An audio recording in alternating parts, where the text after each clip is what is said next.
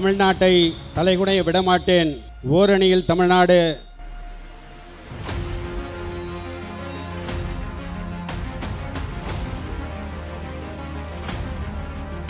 நம்முடைய தமிழக முதல்வர்கள் 1 கோடி குடும்பங்களை ஒன்றிணைத்து ஓரணியில் தமிழ்நாடு என்ற ஒரு நிலையை உருவாக்கி ஒட்டுமொத்தமாக இன்றைக்கு நாம் குரல் கொடுத்தோமே, அதே போல தமிழ்நாடு முழுவதும் ஒரு உறுதிமொழியை ஏற்றிருக்கிறோம்.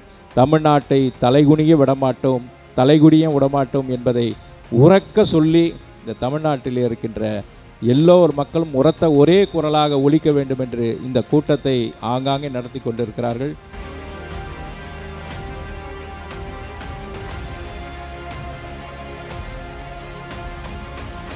ஜெயகாந்தன் பேச்சை எப்படி தொடங்குகிறார் தெரியுமா? தமிழ் இன தலைவர், எங்களுக்கெல்லாம் வழிகாட்டி, எங்களின் முன்னோடி கலைஞர் மு. கருணாநிதி அவர்களே என்று பேசினார். யார்? திமுகவின் ஆணி வேரையும் சல்லி வேரையும் அறுத்து எரிந்து விடுவோம் என்று சொன்ன ஜெயகாந்தன் அவர்களே தமிழ் இனத்தின் தலைவர், எங்களுக்கெல்லாம் வழிகாட்டி கலைஞர் என்று பேசுகிற காலம் அவருடைய 75வது வயதில் வந்தது என்றால் அவர் பொய்யாக பேசவில்லை, உணர்ந்து பேசினார். பேச்சுக்கு இடையிலே ஒன்றை சொன்னார். இன்றைக்கு நடந்து கொண்டிருக்கிற இந்த கலைஞரின் ஆட்சி தமிழ்நாட்டின் பொற்காலம் என்று ஜெயகாந்தன் சொன்னார்.